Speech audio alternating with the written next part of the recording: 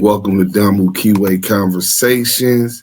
We definitely had to come back because let you know how this agent is so cunning and attacked the Rolling 60s and Big U, who would be his next target.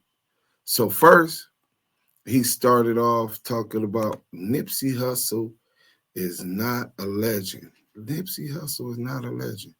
This is what he's arguing. Well, first of all, he's a legend within our community, just based on his philanthropic actions that he did with developing options. Yes, he was an employee, and he never had a 501c3. All the things that he did for charity and all of that stuff was through developing options. Let's go. Let's get into this real quick, man. We ain't gonna. Let's get into this. Shout out to Nori. You know what I'm saying? We're gonna start it back over. He hating on him, but all of this is. I feel like Nipsey's a legend. Y'all keep changing it. They ask me about music. I feel Dr. Dre's a legend. I feel Ice Cube's a legend. I feel Game's a legend. I feel Jay-Z's a legend. I don't listen to Eminem, but I feel Eminem's a legend. Right. I'm looking at their body of work, right? Is it one album? Is it 15 albums? Right. Is it no number ones? Is it 10 number ones? So if we calling these people legends that have this body of work, talking music, do we call an individual that had one album out in 7 years? We ain't talking mixtapes. Right. Do we call that individual a legend? The truth can never be considered disrespect. You got to remember, me and Nipsey was friends, bro. Right. What are you talking about? Like, we helped that man's career. Like, what no fucking Who is we? So, there you see CS2 back, Wack 100, hating on Nipsey Hussle. You know what I'm saying? Saying that Nipsey is not a legend. Hold on. We can hear some more of this. We want to make sure that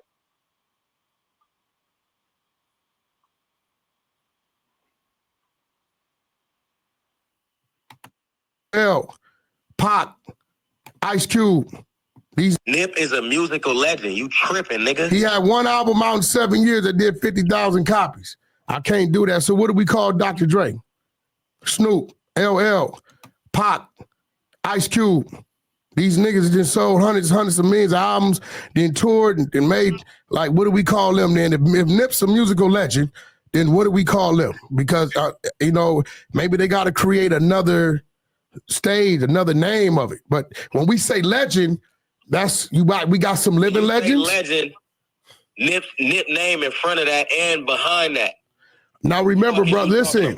All I'm gonna talk is music. I'm not gonna talk nothing else. We talking about music. We not talking about gangbanging. We not talking about music. So you saying about music. Selling one album in 7 years, doing 50,000 copies. It's the impact of the album makes you a musical legend. Culture. I'm just being real with you, bro. Measure it. No, that's like you can have somebody who been in the game for 20 years gangbanging, and they shot one person or 3 people in 20 years, and they considered to be a G because the impact and sacrifices they did over a long period of time. But you can have one person that jumps out 54th Street Massacre, Free Big Ace, and become a legend with one because the impact was that much greater. But CS2 Back definitely is a Nipsey hater. On top of that, he hates South Central LA because he really wanted to be from LA. You know what I'm saying? He know that's where that gangster shit started from. So let's get back into another one. And then we're going to go into his next tale. Share this with y'all.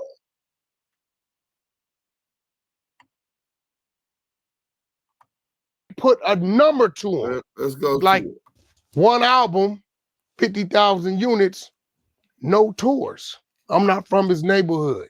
I don't sell t-shirts. Nipsey has classic mixtapes. But you can't put a number to him. Like prostitutes was dropping babies. And they all had a record label behind them. Nipsey was independent. Who told you that? Now, Cam, don't edit my shit. You do know who you talking to, right? He was independent. You do know we're responsible for his first deal. First deal. After that, everything was independent. 2 deals. He was hot as hell. He was the hottest thing on the West Coast. So Atlantic. Artist. He was still independent. He was doing it all himself. What? He was on tour. He went on all types of road tours. Album dropped 2018, his demise 2019. No platinum, no gold. You out your consideration. Mind? So you his mixtapes were like albums. Where? They were locally. Nipsey was the hottest thing for years. You out your damn mind. You talk about you out your damn mind. Wack was totally out of touch. Let's go ahead and kill that off. So he attacks Nipsey Hussle with a lack of respect of the impact that he had on South Central culture. Like we said earlier, listening to Suge through the golden era of Death Row, everything starts in the hood. And I guess he forgot that. You know what I'm saying? All trends, what's hot, what's not, starts in the hood. And Nipsey was definitely dictating the course of the culture, the economic empowerment movement, right? The philanthropic endeavors he did within his community. And then on top of that, his mixtapes, Wack wasn't wrong about that. They had to deal through Epic Sony. Unique had to deal through Epic Sony for the Bullets Ain't Got No Names, marathons or whatever it was, and then that was the deal later on. So he did have a major behind him, but they still were dropped his mixtape, and he was able to properly monetize him. So he's a legend for that. But Wack's level of disrespect, that didn't get the response he was looking for, right? So he dupes Hassan Campbell into recording them, acting like he don't know that he's finna record them, and he gets to putting things out there, dropping little seeds that he know that this bird ass nigga Bombada's love boy was gonna run to the internet with. Let's check this out. They hitting Nipsey with the Jesus ritual, huh? Nipsey can't even rap. Nipsey, we can't even get a rest in peace for Nipsey. They turned him into a candle, huh?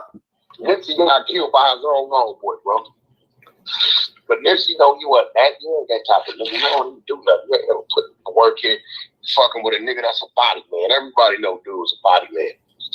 I've been saving his career, bro. Nipsey got gay shit on him, bro. Also, my mama, nigga, we got all the footage. We got all the footage. Yeah, nigga, nope, we ain't playing no more. Gang single going on him and Kanye. Nigga. Release the footage, man. Yeah, Wack, we got a deal. We keep your million. Shut your fucking dick sucker. Nigga. Do you hear his voice? On that one track alone, it's just 50 minutes of that. He got killed by his own homeboy, bro. But Nipsey know you ain't that. You ain't that type of nigga. You don't even do nothing. You ain't never put the work in. Fucking with a nigga that's a body man. Everybody know dude is a body man. I've been saving his career, bro. Nipsey got gay shit on him, bro. Also, my mama, nigga, we got all the footage. So he knew that Big U looked at this dude as his son, and the relationship that he had with him, they actually made inspirational history in Los Angeles. Big U went to the hood looking for artists. I guess Suge gave him the studio equipment and all of that, and he went and found the artists, and it was Nipsey Hussle was ready. And from there, the grind started, the marathon started. Wack did all of this with this boy Hassan Campbell, because no one on the internet or in the public that wasn't tied to the two knew that they weren't dealing with each other no more. That they were, Big U had cut his water off. His 6-0 pass, which is, and Big U pass, let's call it a Big U pass, right? His Big U pass was done and over with. As they give it, thou shalt take it away. You know what I'm saying? And let's go into this real quick, man. Shout out my boy Scandalous Los Angeles TV. You know what I'm saying? He made sure that we had this ready. You know what I'm saying? Y'all just gotta bear with me real quick. All right, boom.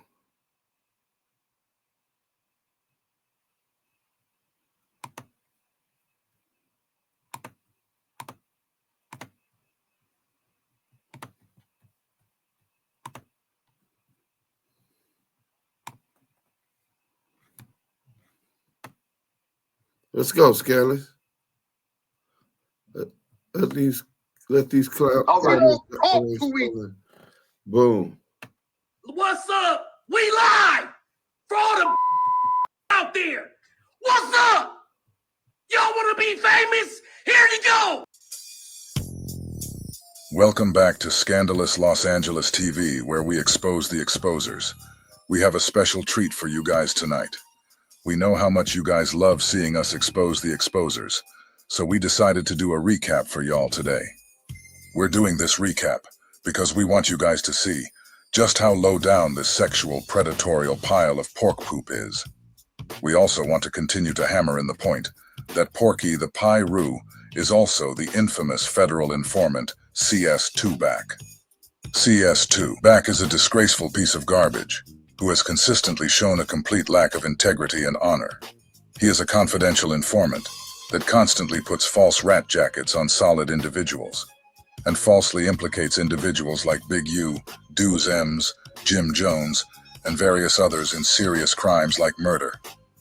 This video is being done to set the record straight and to make sure you guys get the entire truth, because Porky and his rainbow rats have done nothing but lie this entire time. Now remember how the story goes. Big U discontinued any association with Porky once Mark Stevens made him aware of Porky's cooperation with the feds. I heard what he was saying about the big homie Shaq, and then I heard what he said about Big U, and that's when I picked up the phone. I said, hey, you, man, I want you to read something, man.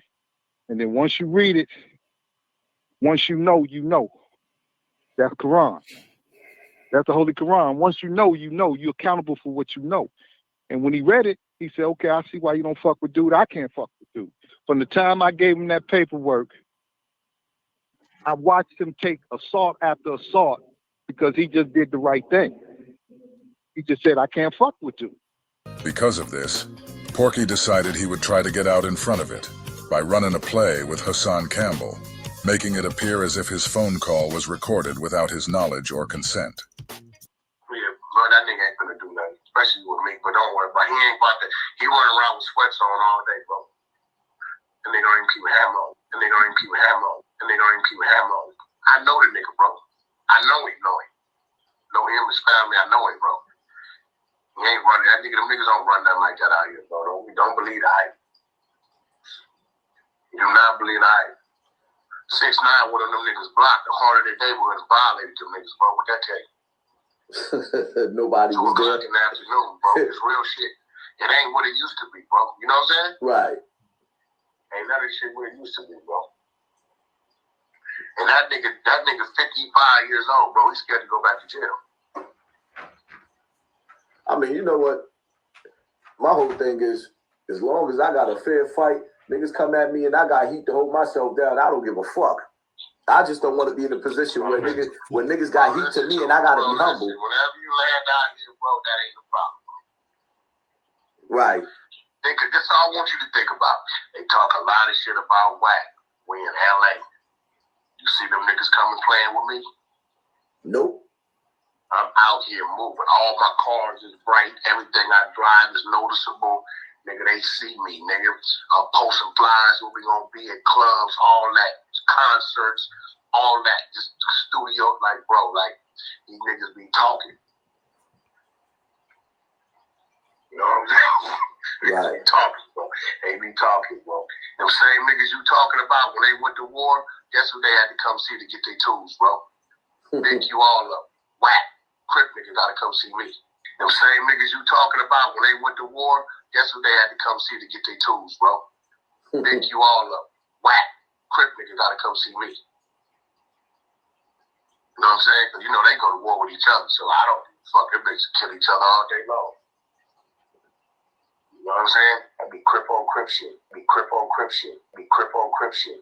You giving guns to niggas, right? What's up with the Crips? That Crip kill. What generation? What generation? They know who they is. So you giving Keyways guns? Always, yeah, nigga. What his whole neighborhoods I didn't get that with. What his whole neighborhoods I didn't get that with. What his whole neighborhoods I didn't get that with. To knock down your own kind? I'm saying that's weird. What happened at my own kind? Yeah, what happened at the House of Blues? They was going at their own, my nigga. They was going at their own, my nigga. I'm 6'0", nigga. At what point did you give the 60 gun Wack 100? Tired of all this. Back by I said I wasn't gonna say nothing. At what point did you get the 60 guns? Because we didn't have events. No disrespect to the 2Ps. What happened when your army at Barcelona? Did you get the guns to do the shit then? Did you give a nigga guns to go blaze the Lancaster part? Like, what's up? You playing both sides of the fence, or you playing the Keyway side of the fence? Which one you work? I need to check that. Giving Keyway guns on 6'0". On hood, you get jail for that. But cuz it's actually putting us in paperwork, right? And like doing like real police shit. I seen the nigga get like 20 guns, and when he got 20 guns, he's selling them to the homies. But I'm like, why are you writing down the serial numbers? So it's like he was doing like shit like that, and I didn't catch on. So it was like I'm waking up now. You get what I'm saying? Because I'm his high-tech shit. I'm his right-hand man. You get what I'm saying? It's important that you guys know that this entire recorded conversation between CS2 Back and Hassan Bambaataa was a play created by Porky. This was the beginning of his smut campaign against Big U, and yes, Hassan Campbell helped him with the entire thing. CS2 Back, in true COINTELPRO fashion, starts off by saying Big U wears sweats all day and doesn't carry a weapon. Then, in the same breath, he says Big U comes to him to get his guns. But I thought he just said that Big U can't carry guns because he wears sweats all day. This is the beginning of his campaign of misinformation against Big U. There's a lot of COINTELPRO shit going on. Should I play the audio of you actually sitting up there telling me that you wanted to stage your beef with me? To stage your beef with me? Running stage your beef with me? Disinformation. So I let you get little slick stuff up so we could get the ratings up? You said that you wanted to stage your beef with me. Should I play the audio, Wack? This shows you guys that CS2 Back and Hassan Campbell are no strangers to running plays. Remember that the entire phone call between Baby Bambaataa and Porky is how Porky introduced all of us to his beef with Big U. Remember, after Hassan dropped this first audio recording of Porky, he threatened to drop a separate recording that he allegedly took during a secret three-way call between Porky and Big U, which in turn allowed CS2 Back to say Hassan Campbell was lying because him and Big U had not spoken in over a year. This is how everyone found out that Big U and CS2 had issues, and this is how we know that CS2 Back and the guy who had his butt cheeks burglarized by Bambaataa were running a play the whole time. I don't give a fuck about a YouTube channel. That's how you make your living. So, nigga, I'm gonna have my fun. I got more than one. Knock yourself out. I'm not scared. Yeah, that's cool. The page gonna come down, and I'm gonna laugh about it. You laughing, I'm laughing. I don't give a fuck. I don't give a fuck neither. Bro, see where you went wrong. Yo, Wack. Yo, can't y'all squash this? Hey, this where you went wrong is when you said I had you on the three-way with Big U and Big U didn't know it. What you don't know is me and Big U ain't talking 15 months on the phone. We don't even fuck with each other. That's where you went wrong, dummy. Oh, so that's where you went wrong. But you're an East Coast nigga, and you don't know those politics. So basically, what you did was you called another nigga on the phone to pretend to be Big U. You wasn't on the phone. Big U voice is Big U voice. Everybody knows. You want me to play it, nigga? All right, let's go. You lied, nigga. So you didn't call him. That was me and you on the phone, nigga. You didn't call Big U on the three-way. You didn't call. All right, we'll see. Listen to me, bro. Me and Big U ain't talked on the phone. You called Big U on the phone. Damn near a year and a half. Lying. I was on the phone. What I'm you saying. Told me to mute my Big phone. U even know that. Nigga, you're lying. Bro, me and Big U don't even fuck with each other. Nigga. You called Big U on the phone. We ain't talked to Right each other before the weekend of the Super Bowl. Hey, listen, everybody on the West Coast know Nigga, that. you're lying. You just don't You know are that. lying. You're lying. Me and Big U know when we called each other, nigga. You played yourself. All right. We don't talk to each other. Stay tuned then. We have been in the same room and don't even acknowledge each other. I didn't answer this a million times, bro, but Wack, real quick. What's up, Rick? You know, and I ain't trying to be messy, man, and you probably didn't answer this a million times, bro, but nigga, why did you and Big U even fall out? What was the whole fallout even about? You know what? I've never answered that question. Great question, Rick. You know what? I never answered that question. So not only does Wack 100 admit on that audio that he supplied guns to the Crips, which he later brings Loose Cannon to say that Big U supplied the gun to the Crips. You see Brick Baby, Brick Not the Trick, responding to it and really showing them how he was asshole backwards, supplying some Crips guns so that, and these same Crips ended up getting into some situation with some of your homeboys from your neighborhood at a club. Like, nigga, you asshole backwards out of pocket, nigga. Nigga, what kind of pot ruin is you on, nigga? Nigga really questioning his funky.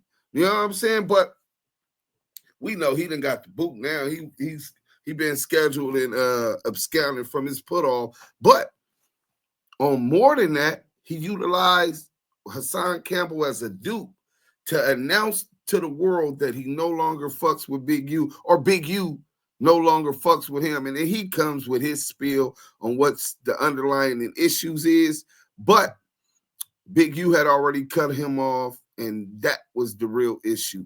He's seen that CS2 back paperwork. You heard Mark Stevens talking about that. Stay tuned.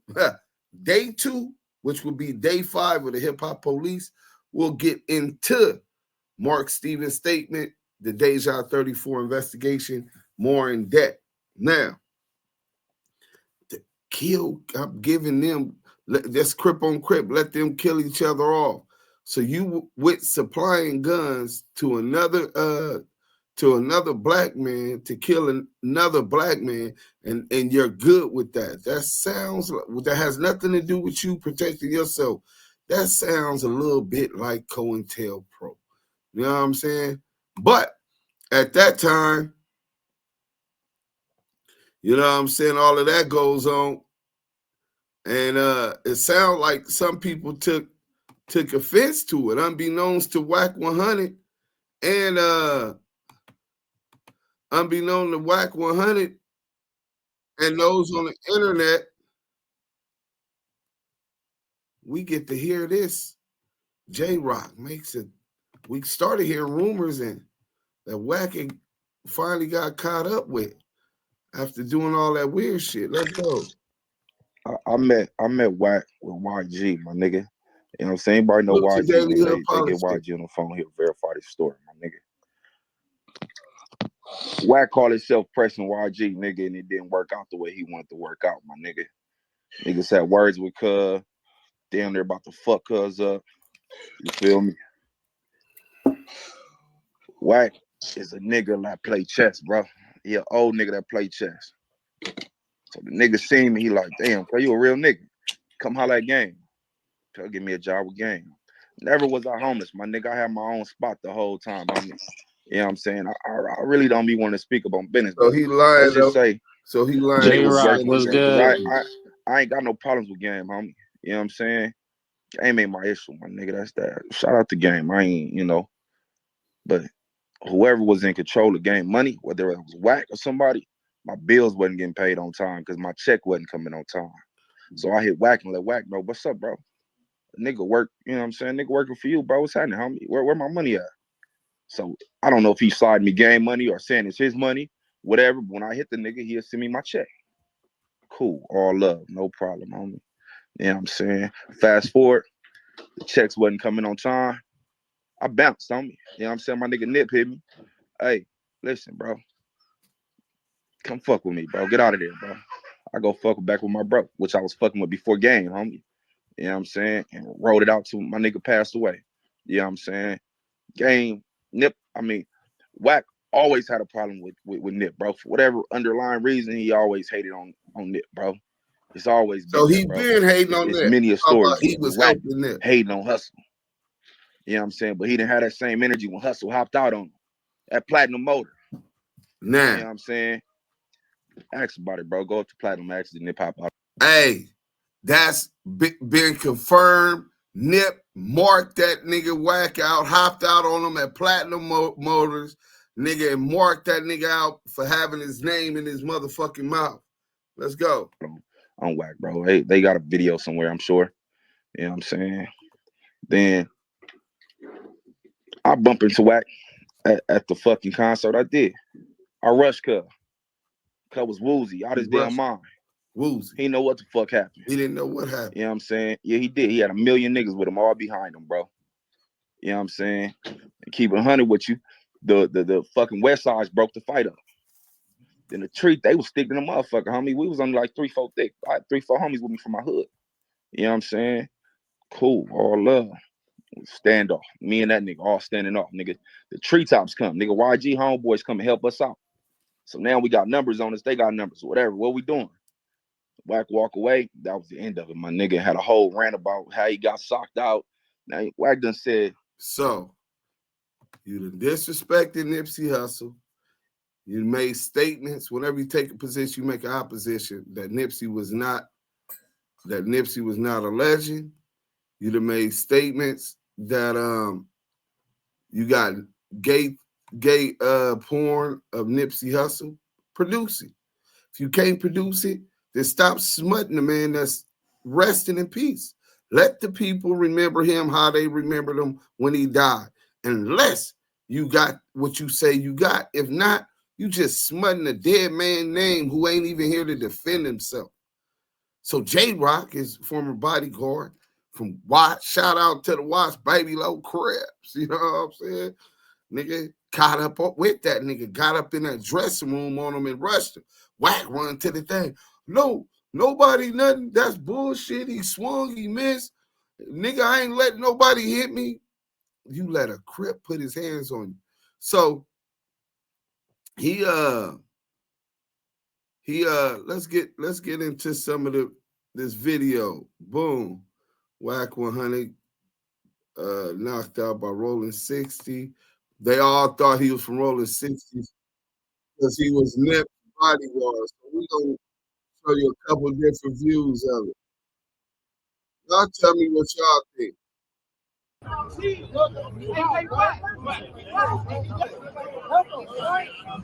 Don't knock me out.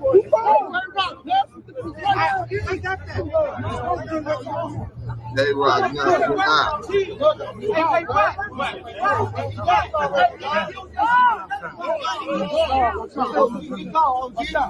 He gone. Okay, he gone. Okay, he's already left. Okay, he already left. He already left.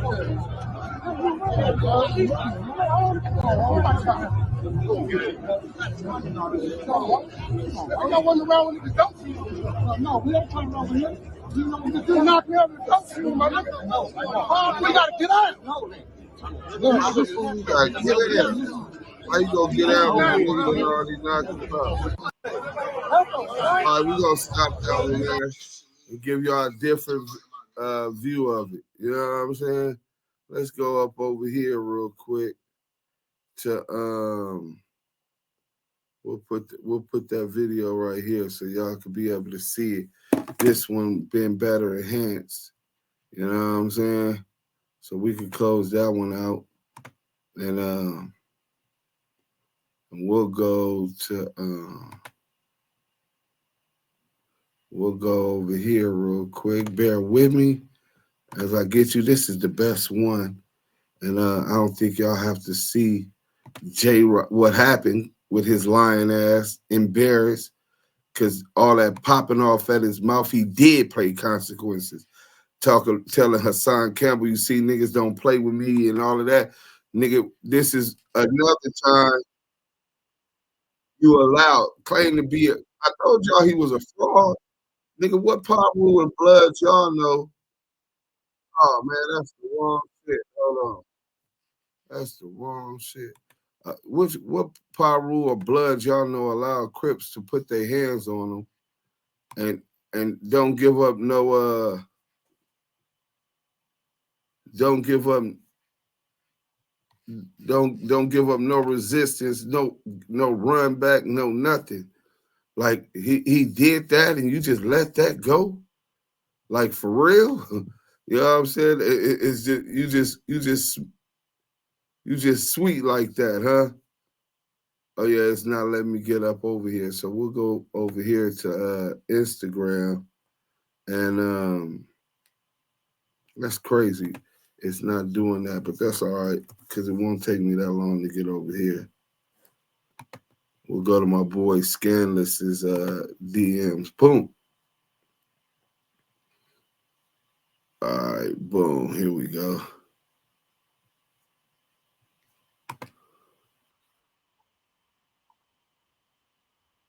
Oh, this one is the best one.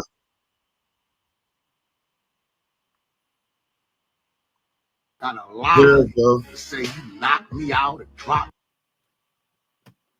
Hey, yo, check this out. You motherfuckers stop texting me and DMing me talking about am I good. I don't know what the fuck the internet talking about, but whatever whole ass nigga got a lie to say you knocked me out and dropped me and did any of that to me. Whoever that nigga is,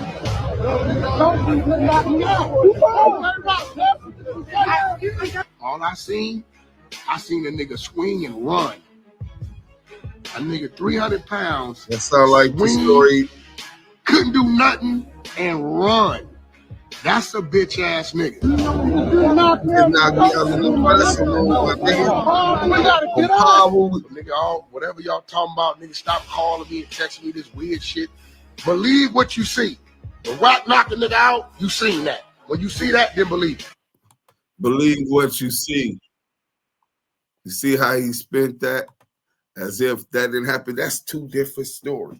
J-Rock said it was a standoff that the West Sides came around after it happened, and in the treetops, YG and the treetop Paru pushed up in support with him because they fucked with him, wasn't gonna let him just get boo-bopped and stomped out there.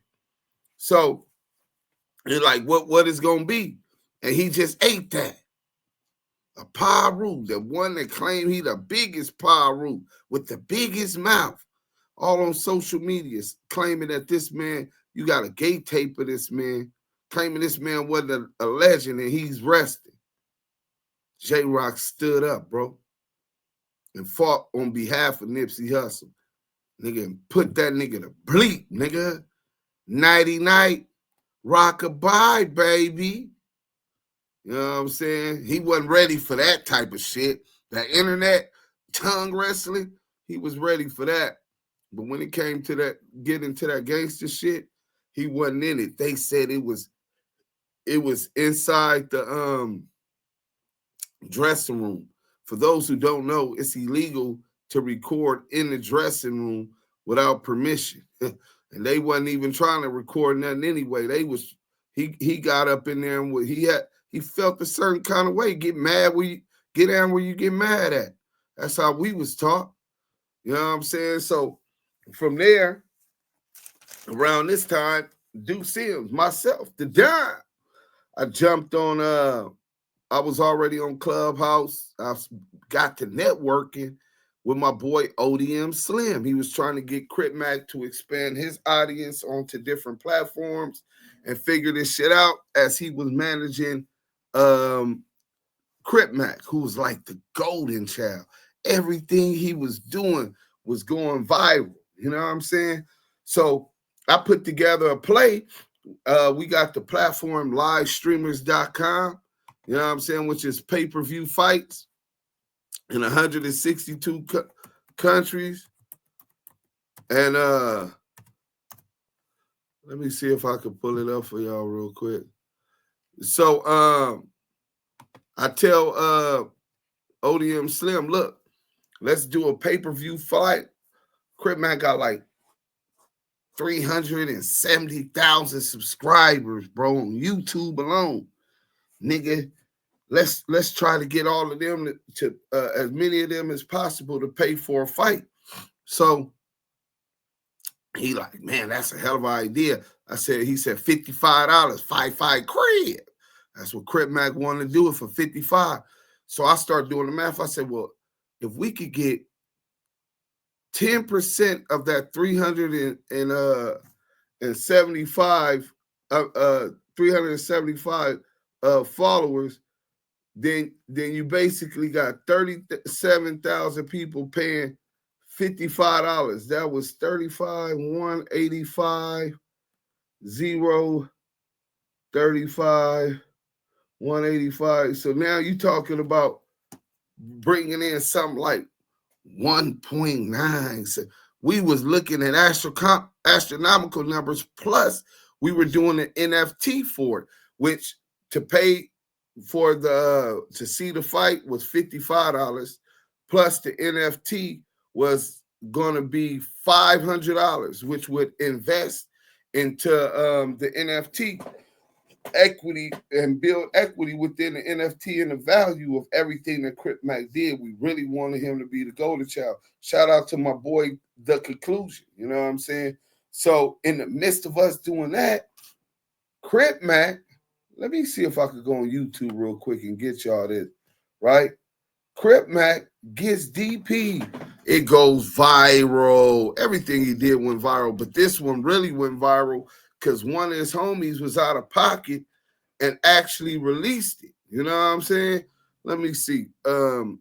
Crip Mac gets DP. Let's see if we can find that still on the internet, right? Oh yeah, there it go. Here was some of it, what you can see, right? And they shouldn't have never leaked it. You don't do nobody like that ain't from the hood.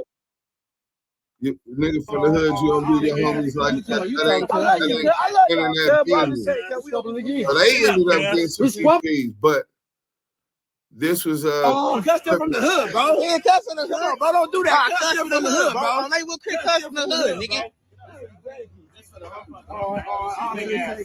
You talking to us. I love y'all, cuz, but I'm just saying, cuz we open again. Get up, cuz. We squabbling again. Get up. Get up, man.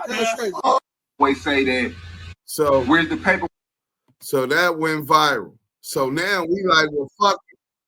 Let's make you gotta capitalize. This is a capitalistic society. Let's capitalize off all of it. They handled their hood business. I guess the dude that filmed that got DP for putting that on the internet.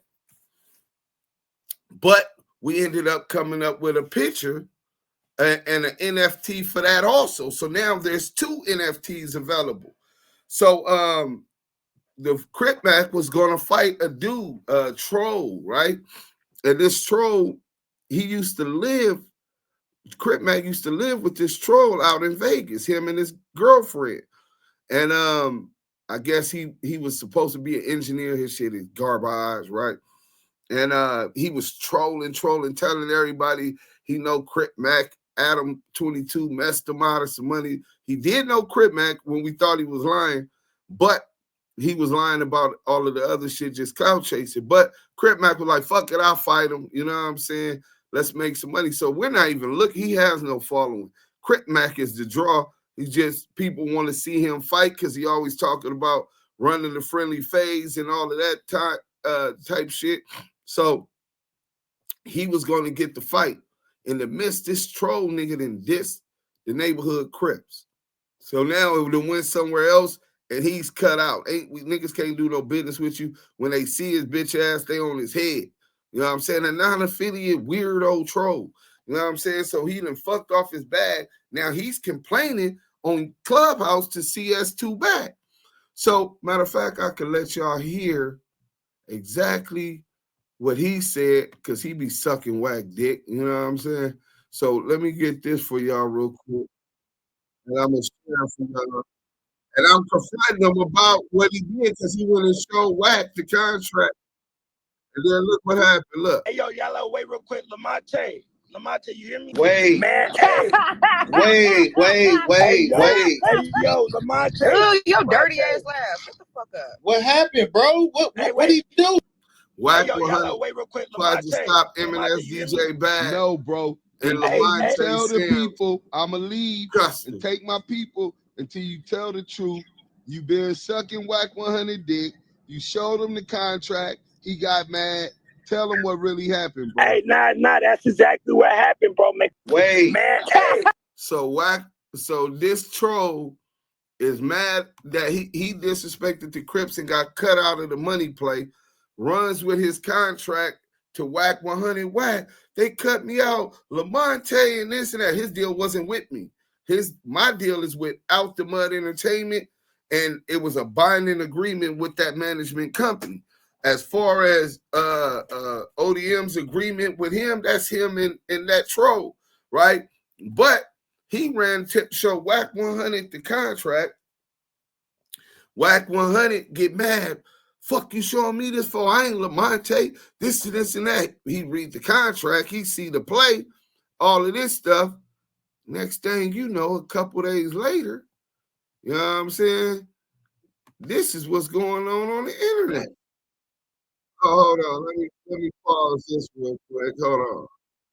I gotta make sure I get y'all the right video. So hold on. Let me share this with y'all because y'all can't even see nothing right now. Share this.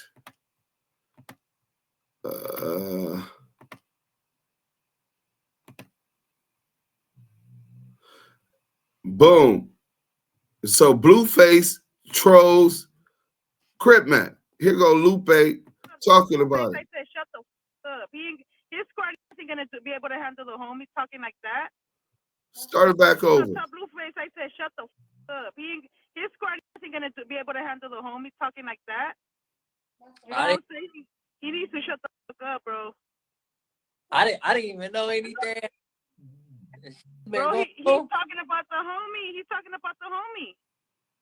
That is crazy. I ain't even gonna lie. I just been in the cut trying to learn Spanish and it just got illegal. I'm trying to go to Mexico and get up. I didn't even know they was beefing. I thought it was cool between them. It was, but then he said something about the DP and all that. He needs to shut the fuck up, bro. They were cool, and then all of a sudden, Blueface says something trolling Crip Mac about the DP. You know what I'm saying? So now he trolling Crip Mac about the DP. Lupe comes to the defense to defend her guy. Like, you ain't got the courage to do that, and the homie will beat your ass. You know what I'm saying? So essentially what happened, Wack 100 read our contract, seen the idea that I came up with and created, and he stepped on my toes and came with this. Hold on, let's get into this.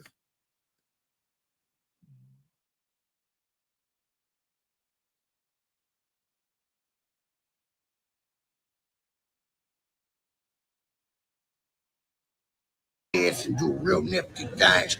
You a fuck. I'm not gonna go back and forth with yourself, Christian Rock or Custard Face on Wood. You fight me? If you want to deal with a real Crip that can take care of kids and do real nifty things, you will fuck with 55th Street, a real playboy gangbanger, a certified Crip crazy, and a nifty father soon 5C. Fuck with a real nifty Crip, and guess what? I'm gonna let you know right now, Christian Rock. But bust your coochie and asshole, and that's a great idea, isn't it, Mama Bear? I think it's a fabulous idea. Oh, fuck with a real Crip. Crip Mac is something else. So he want to bust Christian Rock asshole. You know what I'm saying? He disrespected, bust her in the ass. You know what I'm saying? But so hold on, let's go.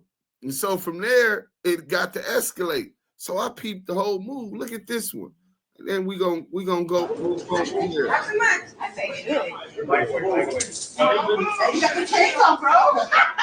I'm a Russian. I'm a Russian. Boom! Get off the homie. Boom! Boom! Crip, ain't nothing fair. Ain't nothing fair. So there was a lot of promotion that started after that to hype up this fight between Crip Mac and Blueface when we were already finna try to move on and get Bosco and Crip Mac. We were trying to substitute who we had with him. And at that same time, it got so frustrated. ODM Slim refused to continue to manage Crip Mac. Lupe came in, Politics came in, and the boy came in, 4-Leaf.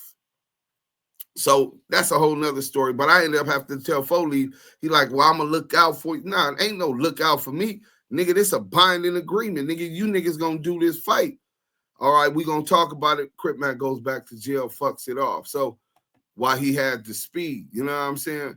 A lot of time and investment went into that. But CS2 Back tried to steal my shit. Y'all don't believe me? Let me show receipts, because y'all know that's what we do, bro. We don't just talk about it, my nigga. We be about it. So I'll show y'all a little couple receipts. This was the initial contract. Active Chucks Entertainment will provide pay-per-view services. What date was that? 11th day of May 2022. Willfully agrees to participate in the Out the Mud Grudge fight, pay-per-view fight on the agreed date. This was the whole contract, and I do have the signed contract. Let me see. I think it's one more page that you'll be able to see. Yeah, and then you're able to see that down there. So, yeah, bro, ain't no capping with us. And then I'll show you guys one more thing because, as I told you, I was also 2 NFT agreements with this whole play. You know what I'm saying? So let me see if I can find that. It should say digital service asset agreement. Okay. Boom. Let's see what this was. Boom. Okay. Bam. Now I'm going to show y'all this. Receipts, bro. You can't let people... So here was the NFT Graph House Blockchain Services Agreement. It was 1 to 12 pages. And this was, we had the other one, but the link expired with the signed contract with Crip Mac and ODM signed, you know what I'm saying, for the 2 NFTs. You know what I'm saying? But this was the original agreement. So y'all seen the contract for the fight through livestreamers.com. Y'all seen this, and this nigga Wack stepped on my toes. He stepped on my chucks. That's a cardinal sin. Don't play with my money. You know what I'm saying? So from there, I feel a certain kind of way. He already had a lot of bullshit in the air. So I utilized that to create a viral moment when I call him out for the fade. You know what I'm saying? And this man, COINTELPRO, then accused me. Remember, he ran the make on Duse M, and I passed Murder Rock. That's the homie Eminem, Fruittown Brim. He a solid homie. Remember, he ran the make on me. You know what I'm saying? And War Brim. Yeah. Now listen to him talk about there was paperwork on me, and I've been hiding for 12 years in witness protection. In the Clubhouse Daily News, we back with another one. Wack 100 has been challenged to a fade on the West Coast from one of his fellow blood brothers, Lamonte Duse M representing UOD. Duse said he called Wack out before. Snow stepped up to try to take the fight for Wack. But Wack actually thought it was between Snow and Lamonte. It gets clarified today. The deal is going down. Appreciate you tuning in. Let's get right to it. Hey, look, check this out. When J-Rock got off on Wack 100, if you really listen, look, he got off and then he got on. There was no celebration to it. That was it. There was no fucking, you know what I'm saying? Nigga ain't no nigga ever got off on me. I had, well, the dude that was the altercation with, right, he had texted me, right? So he spoke his piece, but I didn't really take him serious because he used to work for me. He used to bodyguard my kids. Mm-hmm. So I'm like, well, what I seen, lie about J-Rock. He wasn't the dude that I'm like, he's a threat, some shit like that, because he was really like family. When he saw me, right, he got off. No, we was coming in. We was all coming in. We already running late. I got like 20 minutes to get games to the stage trailer. And my wife and kids is over there, so I'm kind of focusing on that. First of all, Crip Mac ain't called nobody at the top.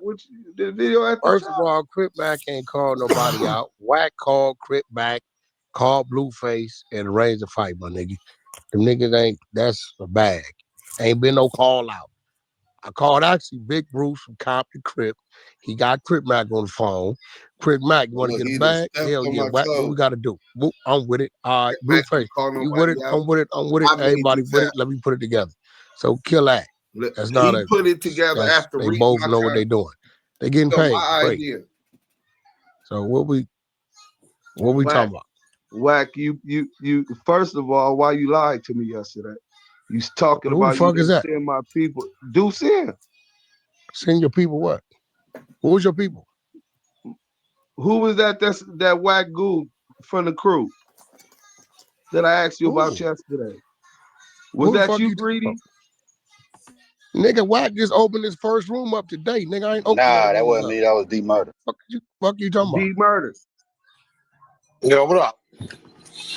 What I don't know that nigga. What happened? I don't know that dude. Who's that nigga? The nigga you was arguing with the other morning, nigga. Hey, D-Murder, you didn't get a DM from Wack? I thought you had got a DM from him. I don't even know who this nigga is, bro. You know exactly who I am, nigga. The nigga you was arguing with the other Duse fucking morning. You talk about you was what I'm not doing no more, Lamonte, is allowing new niggas to use a fake argument. Listen, Wack, the nigga said he was on your stage like I told you. Slow down, Duse M. What stage? I ain't been on. Now you ain't been on, nigga. Stop fucking lying. Man, let him talk. Let boy talk, nigga. You a fucking stone cold pussy, nigga. Hey, D-Murder, tell him what happened. What question did you ask him, blood? The day when I was in the room, I said, yo, why don't you get in the ring and shoot the fade with the fucking Duse M's? What you said? Me? Yeah, when you was in there and you told me, yo, get him off my stage. Me and Lamonte, you must be talking about Snow, Dick. What is this talking he was about? talking to you. Talking to you, nigga. And then fucking Big Snow was like, yo, I'll fight him. Nigga, bro, don't play hold on. stupid now. Hold on. Wait. Shit. Duse, this nigga All that retarded. shit, vision and No, shit. you heard I'll fight him. You the fucking that shit retarded, is not nigga. boom, blood. Hey, when he heard I'll fight him, hold on. When he heard I'll fight him, that's Snow. That wasn't me, nigga. What are you talking about? Yo, you said when I said who you been talking about fighting, Lamonte? Fucking fade, nigga. You, nigga. Celebrity boxing. Who? You been talking about fighting me? Man, come on, yo, man. come on with the trying to spin the narrative, bro. Hold on, come on, man. You always doing that. Wait, hold on, bro. I just want to know. Wait, when the fuck you been talking about fighting me, nigga? You been in there talking about fighting Slow. Man, you trying to push that narrative, nigga, because you don't want the fade, nigga. Wait, wait, hold on, bro. You said you wanted to get out with Snow over. I don't know why you wanted to fight the nigga. I told Snow said I'm a bit Lamonte you's a bitch. I said, okay, keep that same energy. When you get to LA, pull up, right? That's what I told him. The homies already was on him. So that was he's a nothing, right? Okay. Shit, man, mute your mic. Right.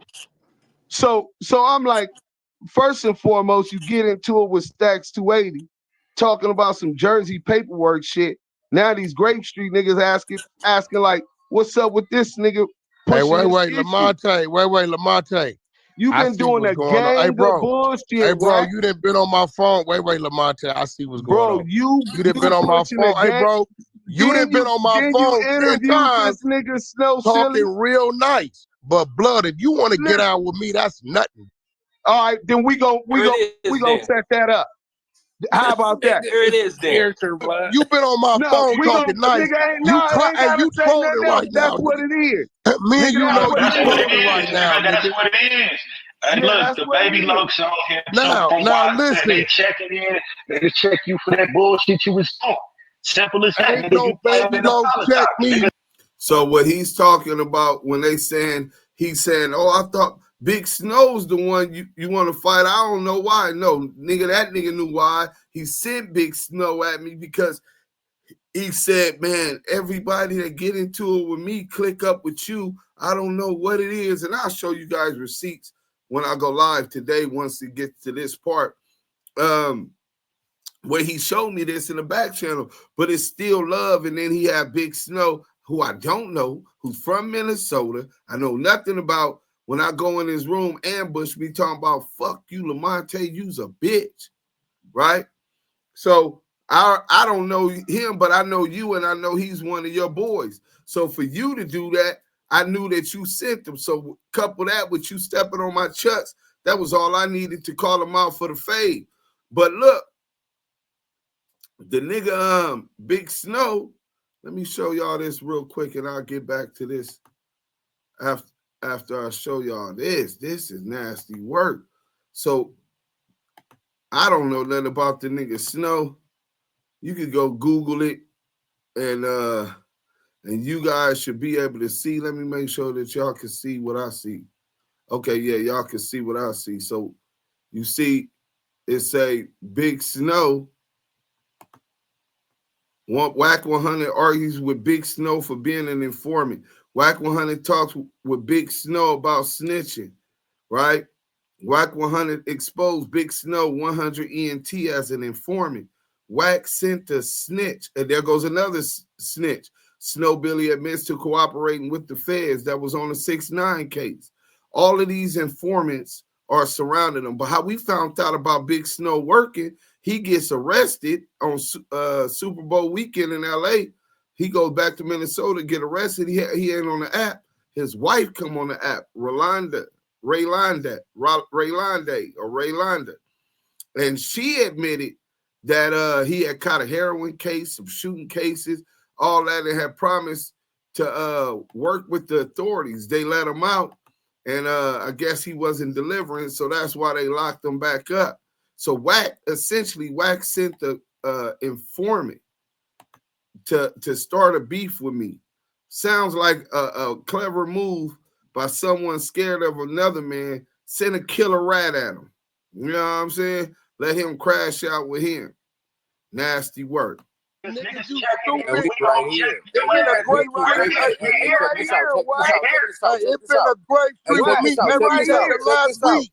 Hey, check this out, bro. Don't speak on Grape now unless you want to get down, bro. Period, point blank. Nigga, we can do that too. Y'all niggas just sound weird as hell. Gang. Don't speak on the hood. Nobody else the fuck up, nigga. I'm gonna speak on what I want to speak on. Nobody else. But Lamonte, hey, look, bro. I see what's going on. Talking to him, nigga. You want to get in his business? I see what's going on. Yeah, what's up, man? You done been in my room 10 times and ain't said shit. Listen, nigga, you want to get in his business, nigga? We already said we gonna get our fade. He don't run blood no more, man. He's gonna bring you right with me. So I'm listening. What you saying, Lamonte? Hey, Wack, talk to that man. Me and you already said we gonna get our fade. Hey, what you say, homie? Yeah, this nigga on here pumping his narrative like J-Rock ain't knock you out, my nigga. We was in the building, bro. You got knocked out, bro. You can lie all you ain't no, but I'm not even entertaining that shit, nigga. If Wack would have got knocked out and you got up off that ground talking about what's up, J-Rock. I'm not even entertaining. But Lamonte, what you won't do, we back in the 100 show. I'm finna put the paperwork up on Lamonte. Y'all come check it out. This nigga just admitted. And we finna go to that real quick, right? And that's crazy. I think I just had erased it, but it ain't hard for me to find because it's all over the internet still. But this nigga, let me see, Wack 100, War Brim. That's the video that will be on. All right. So let me get this on.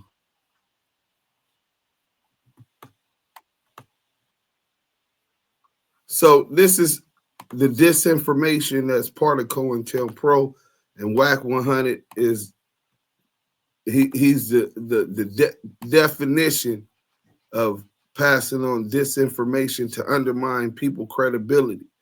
Let's go. How you throw your gang signs, what you believe, what you eat, that's your business. I ain't got nothing to say about it. I ain't gonna say it's right. I ain't gonna say it's wrong. That's your shit. Now, what niggas gotta understand is Wack is a real person. I keep telling niggas I've been doing this street shit actively for 32 motherfucking years, which means we talking about not only in the world, but the streets, the ghettos, juvenile halls, McLaren halls, juvenile camps, youth authorities, penitentiaries, you name it. So when you got a guy like that, that's still standing, he's authentic. So when you say certain shit, niggas gonna run a check. So all that happened was this nigga sends me a text message talking about House M Rock, right? Now fuck the name M Rock. I know Michael Walton. When we didn't have mustaches or nothing, running around fucking Silmar Juvenile Hall, right? So I call my nigga M Rock. Rock, what's up with this nigga Ward Brill? Why this nigga asking? Actually, I'm lying. I call him. Why are you at war? Why are you asking me House M Rock? Like you know the homie. Oh man, well he said you called him and brought me up. Oh yeah, hold on. Call M Rock. You know this nigga Ward Brill? Oh, that nigga was on my phone the other day with Duse M. I guess that's Lamonte. Okay, why is this nigga talking about I called you with his name? He say, nigga, we don't talk about New York niggas. Oh, 6 Deuce Brim, nigga, you ain't nobody. He good at him. You ain't nobody, nigga. We ain't talking about, we don't even know you, nigga. No, you do know. No, I don't know you. Me and Wack go back 32 years. He talked to him, get at him. As M Rock would. It's my nigga. Ain't nobody talked about you, my nigga. Who said somebody talked about you? So I know M Rock. M Rock probably called Lamonte. Hey, my nigga, you call this nigga and said such and such. Lamonte probably know damn well he ain't mentioned Ward Brim name. Ward Brim probably just didn't call me and threw himself in it. Lamonte probably didn't got on his bumper. Next thing you know, he calling Reek. Now what he didn't know is I had Reek on the phone when I called M Rock, running the background check on Lamonte. Lamonte check out. He said, yeah, that's the homie Duse M from Fruittown Brim. He a solid homie. Boom, boom, boom. We don't never talk about no fucking solid Brim. homie. I'm not finna talk. What the fuck? Boom, boom, boom. So how did it go from that to I got to work and on the 100 side on Duse Sims after I called him out for the fade? Disinformation. It's nasty game, man. Remember that. You know what I'm saying? When you get into COINTELPRO and their tactics, that's exactly what they do. Let me show y'all that one more time. We're going to read that so that y'all can see how congruent his behavior is with the and tactics are with the objectives of COINTELPRO. Let's do this real quick.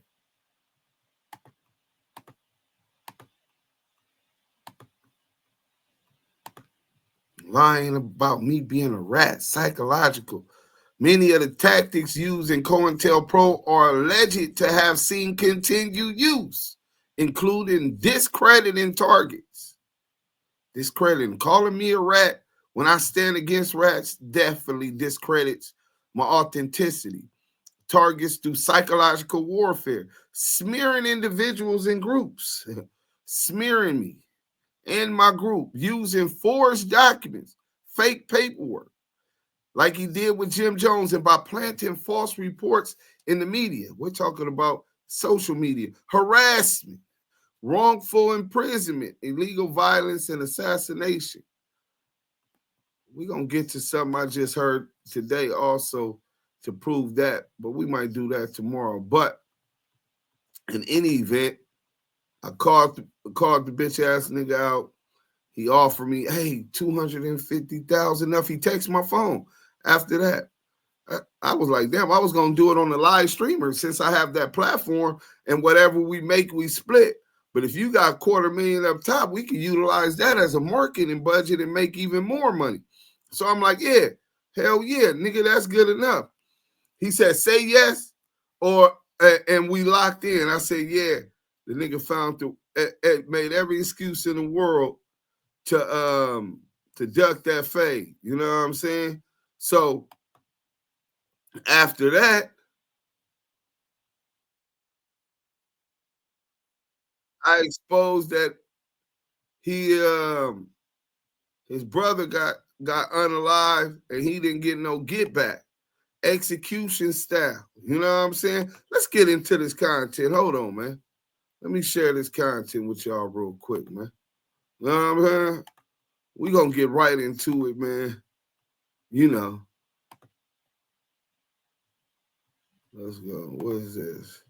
Yeah, this is definitely it. And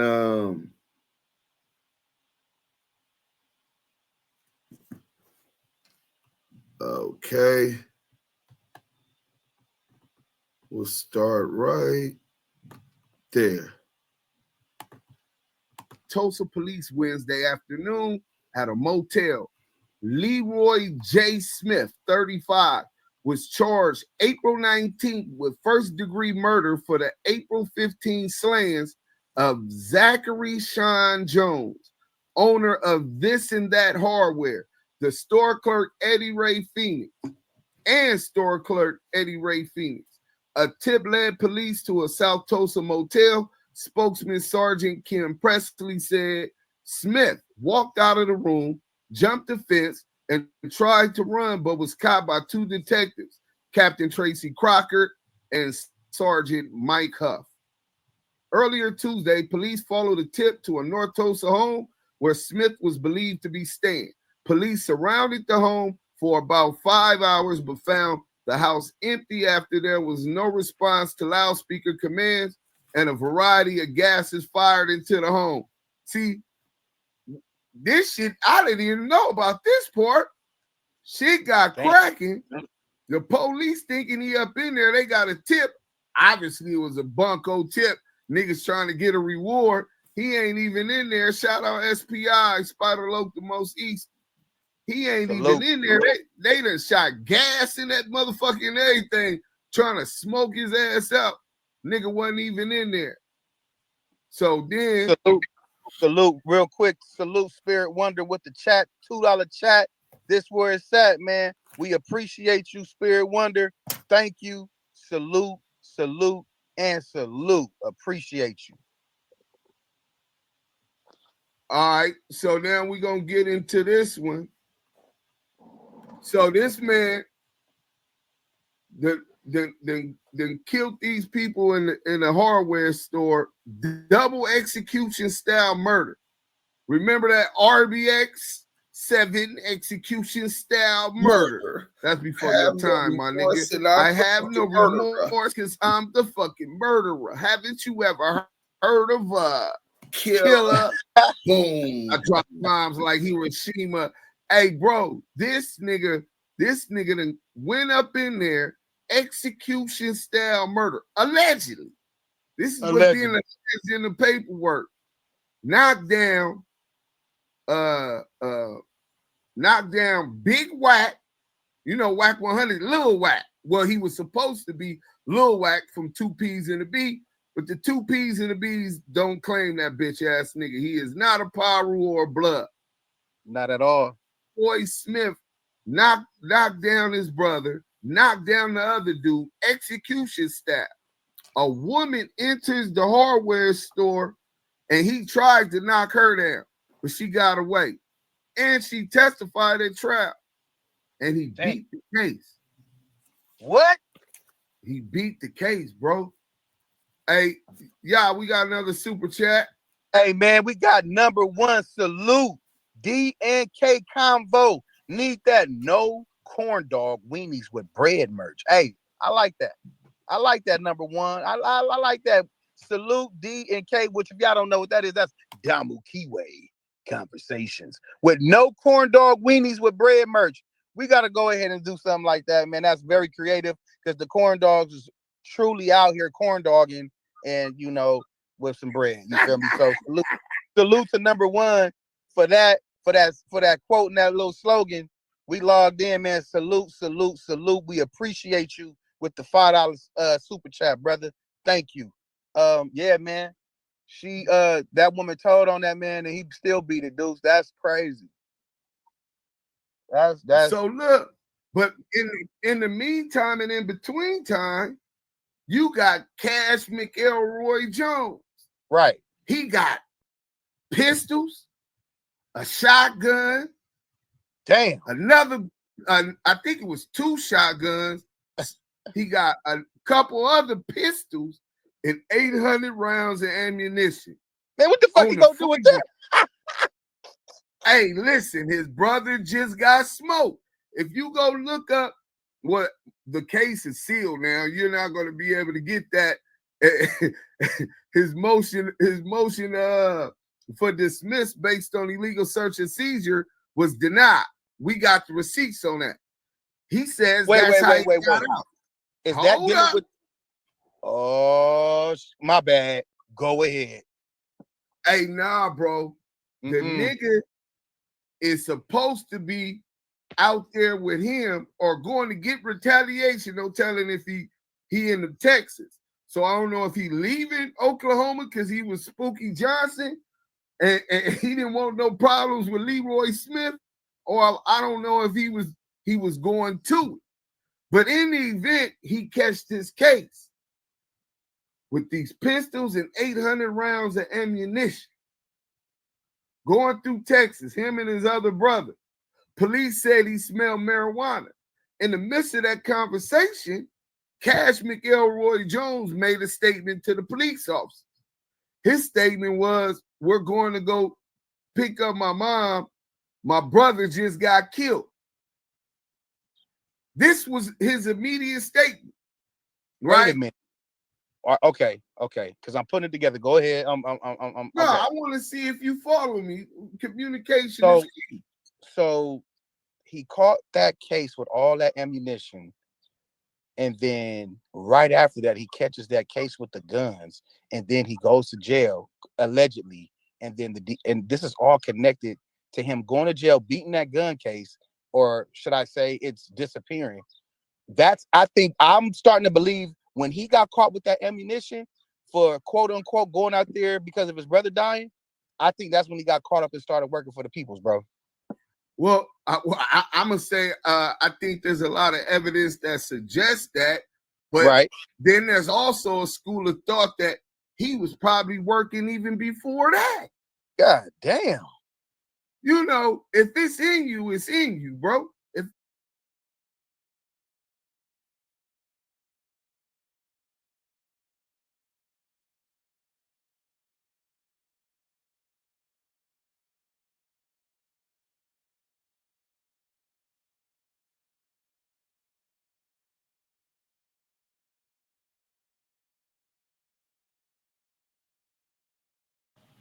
So yeah, if it's in you, it's in you. You know what I'm saying? if you's a rat, you know what I'm saying, and it's in you, then it's in you. So let's go to this real quick. Execution style murder of his brother. And his brother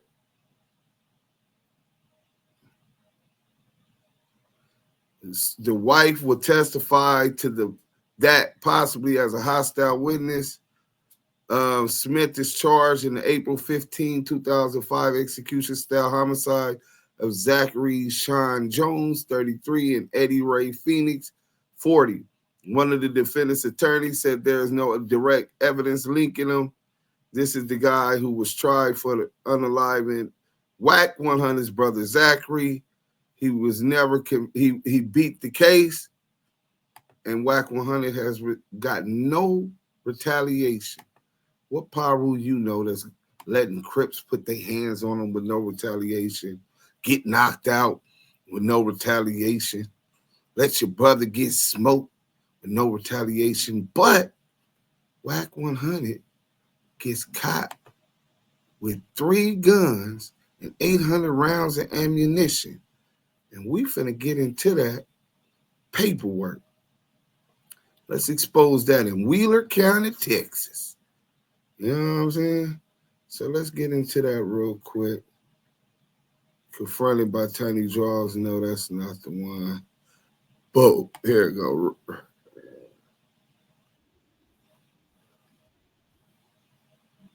Let's go. Let's go ahead and share this real quick.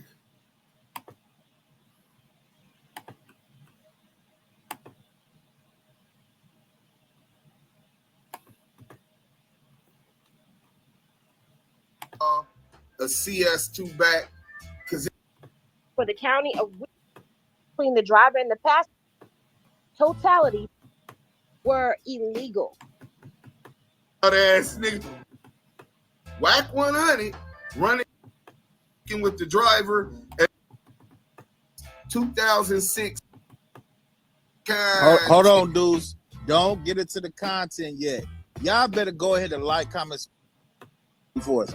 Like her assistant district attorney and files this her brief in opposition to defendant's motion to suppress in the above style and number calls and as grounds, therefore, the state will show the court the following. Defendant was indicted on January 26, 2006 for the offense of unlawful possession of a firearm by a felon under Texas Penal Code, subsection 46.04A1. On August 15, 2006, the defendant filed a motion to suppress any and all tangible evidence seized by law enforcement officers or others in connection with the detention and arrest of Cash McElroy Jones. In this case, or in connection with the investigation of the case, and any testimony by the Texas Department of Public Safety trooper or any other law enforcement officers or others concerning such evidence. Also, the arrest of Cash McElroy Jones at the time and place in question, and any and all evidence which relates to the arrest and any testimony by the Texas Department of Public Safety trooper or any other law enforcement officers or others concerning any action of Cash McElroy Jones while in detention or under arrest in connection with this case. The court heard testimony regarding the defendant's motion on May 19, 2010. Trooper Darren Chase and Deputy Julian Torres testified at the hearing. The state urges the court should deny the defendant's motion to suppress and in support thereof, which showed the following. Statement of facts. On April 16, 2005, Texas Department of Public Safety Trooper Darren Chase was on routine patrol on Interstate 40 in Willard County, Texas, when he conducted a traffic stop of a brown 2005 Cadillac passenger car for traveling 77 miles per hour in the area where the posted speed limit was 70 miles per hour, as confirmed by his radar. So the nigga was speeding.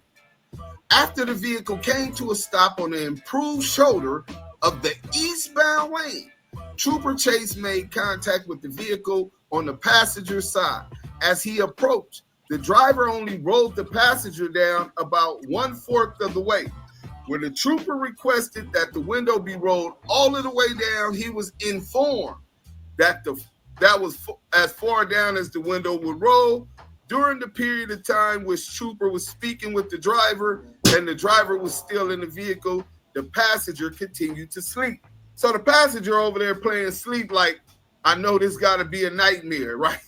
So the trooper advised the driver later as Cash McElroy Jones. The fake sleeper? The fake sleeper, hold on. Okay, hold on. Damn. I got you, Henny. I got you. 1 second, because Henny and the Henny sniper's gonna get on my helmet if I'm doing what she do, stepping on her high heels. I don't want to do that. I don't want no problem. There go the link. So I'll finish this part because we got Mo. Oh, it's Mo. Yeah. So the trooper advised the driver, later identified as Cash McElroy Jones, that he had been stopped for speeding. The defendant replied that he was a truck driver and always runs about 5 miles per hour over the speed limit. The trooper then requested identification from both the driver and the passenger. The passenger had to be woken up in order to provide identification. The trooper then asked the driver about his trip and was told that they were going to Tulsa, Oklahoma. So this is what the driver said. Cash McElroy Jones, when you're not supposed to be saying nothing to the police, he telling them that they're going to Tulsa, Oklahoma because his brother got killed and they had to take his mom back to California for the funeral. So back to California means that you're coming from California. So that means that you cross interstate commerce, which means this is federal jurisdiction at this point. Lord have mercy. I think the passenger better go back to sleep because it get worse. So Trooper Chase observed that during, I heard it. Let me go ahead. Hey, what's your here? What's this your here's there, Duse M? What's your here's over there, bro? Tells me, please. Hey, so listen to this shit. You finna start dying, right? The trooper then asked the driver about his trip. He tell him all of this. He further stated that his brother's body would be flown back, but that his mother could not fly because she weighed over 400 pounds. Oh my goodness! They eat all the hog balls and coons. Oh, and the hog. Oh my goodness! Upon questioning of the passenger, Robert Jones, the trooper was told that their brother had been killed and that they were going to Tulsa, Oklahoma for the funeral. Now y'all see where the suspicions start coming up? Wack 100, running his big ass, rat ass mouth, tells the trooper that he's coming from California, cross state line, to pick up his mom and fly the body back to California because the funeral's going to be in California. Hey, now, somebody said, uniquely yours, said that's Gilbert Grape's mama. I'm fat. Now, Robert Jones, the brother that's still alive, he tells them that his brother had been killed and that they were going to Tulsa, Oklahoma for the funeral. So one funeral for his brother is going to be in California. One funeral for his brother is going to be in Oklahoma. By gosh, them old country boys, they started getting suspicious.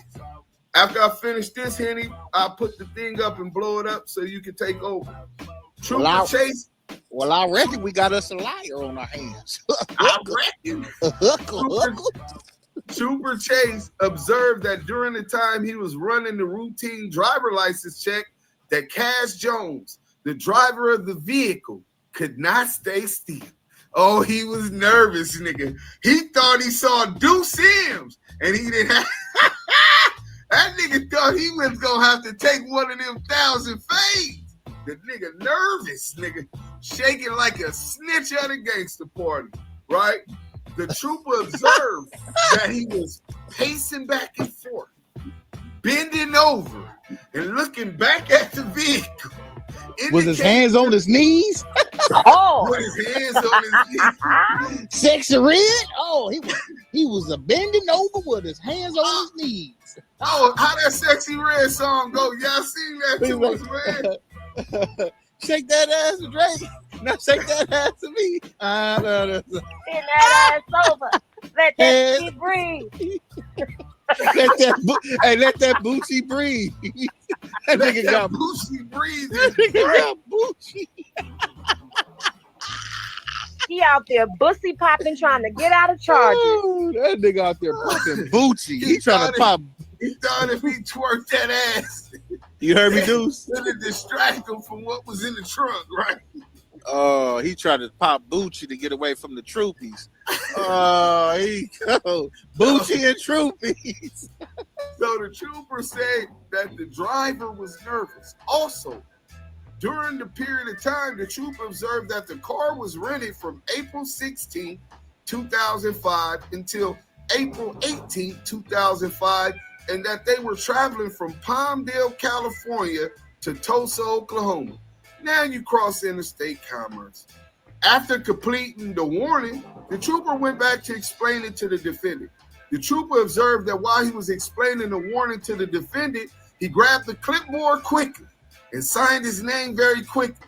After the defendant had signed the warning, the trooper asked him if he had anything illegal in the vehicle, and the defendant turned away and stated, "No," in a low tone of voice.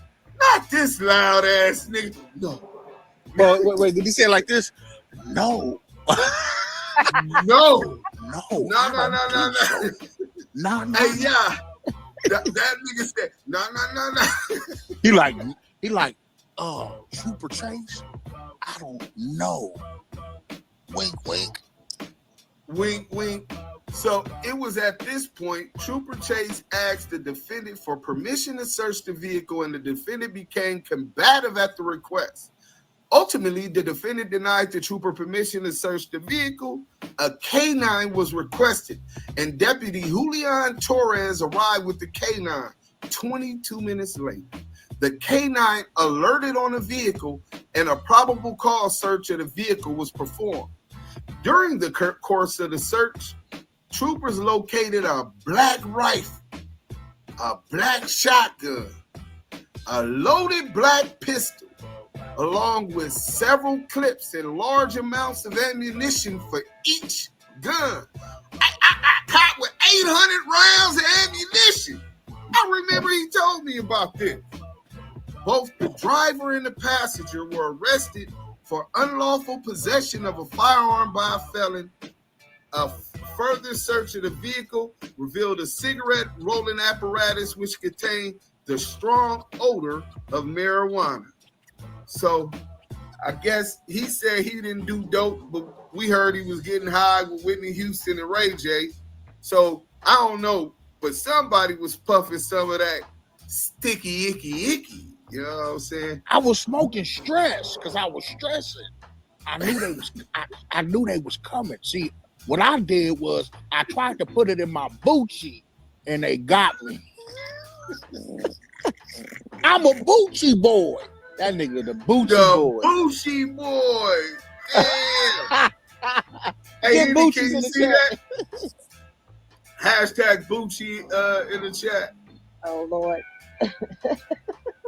Well, you got this. You see where we at? Because you already got this. Real quick, we got a super chat. We got Burger Lord with the $5. The scary part, we are all forgetting is this is Wack. That means he is going to snitch. I feel bad for everyone he has dirt on.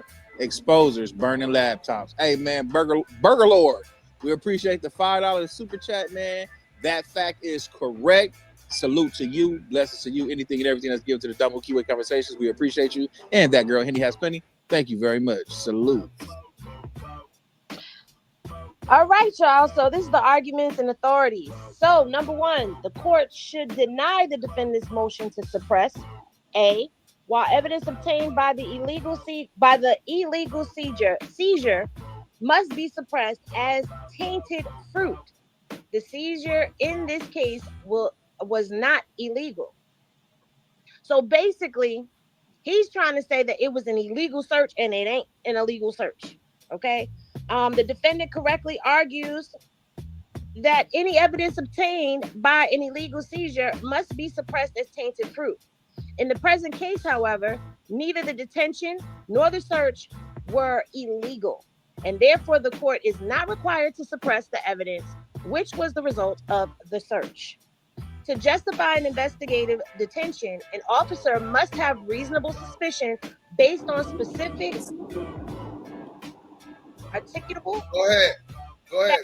That in light of the officer's experience and general knowledge, lead the officer to a reasonable conclusion that criminal activity is underway and that the detained person is connected with the activity. Because there were specific I cannot get that word out. Articulable. Thank you. Facts for a trooper chase to conclude that illegal activity will take place. He had reasonable suspicion to detain the defendant beyond the purpose of a traffic stop. Therefore, the evidence seized as a result of the search need not be suppressed as tainted fruit. B, Trooper Chase had reasonable suspicion to detain the defendant.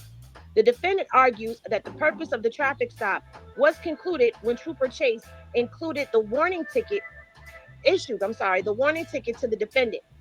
The issue, however, is not whether or not the purpose of the traffic stop had been concluded, but whether the trooper had specific articulable facts which would lead to a reasonable suspicion that criminal activity was taking place beyond the traffic violation. Reasonable suspicion existed in this case. So all that BS he's talking, it's a lie. Yeah, he's trying to deflect.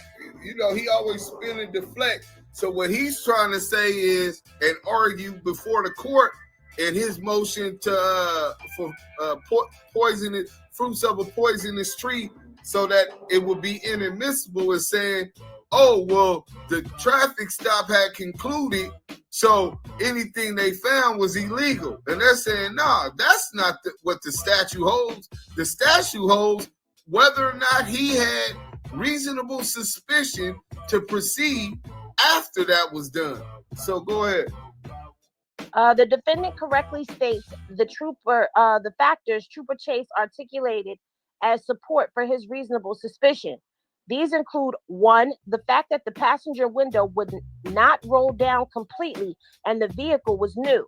2, the fact that the vehicle had a lived-in look and that the passenger did not wake up during the course of the traffic stop. 3, conflicting stories from the passenger regarding the funeral. 4, the short time of the rental of the vehicle for such a long trip. 5, the level of nervousness of the defendant during the traffic stop. 6, the defendant quickly grabbed the clipboard in order to sign the warning. And 7, the low tone of voice used by the defendant when answer the question as to whether or not he would allow the trooper to search his vehicle.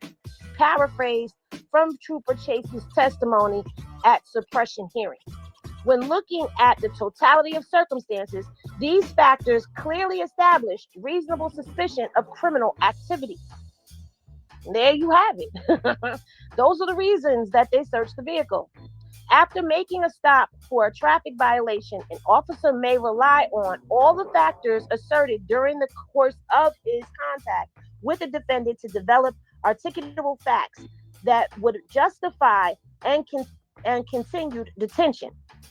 The court must review the totality of the circumstances in determining whether the officer had particular and objective base for having suspected wrongdoing. In the present case, the defendant would like this court to look individually at each factor and determine that because each factor has an quote-unquote innocent explanation, that no reasonable suspicion existed to detain the defendant. However, the Court of Criminal Appeals has recognized that there may be instances when a person's conduct viewed in a vacuum appears purely innocent, yet when viewed in light of the totality of the circumstances, those actions give rise to reasonable suspicion. So basically, everything that he did as a whole, you can look at different instances individually and explain them away. But when you look at them as a whole, it gives suspicion to why they were going to go search his vehicle and take this traffic stop further. All right. Looking at the first factor cited by Trooper Chase, he stated that it was suspicious that the window would not roll completely down despite the fact that this was a brand new vehicle. The defendant argues that because this was a rental car, in no way was he or could he be held responsible for the maintenance or upkeep. Trooper Chase testified that it was significant to him that the window did not roll down because oftentimes people who are transporting narcotics on the interstate will alter a vehicle in order to transport those narcotics. He further testified that based on his experience, he felt that the window not rolling down indicated to him that narcotics were possibly being transported in the door of the vehicle. Further, despite the defendant's assertion to the contrary, courts have recognized that a malfunctioning window can be indicative of criminal behavior.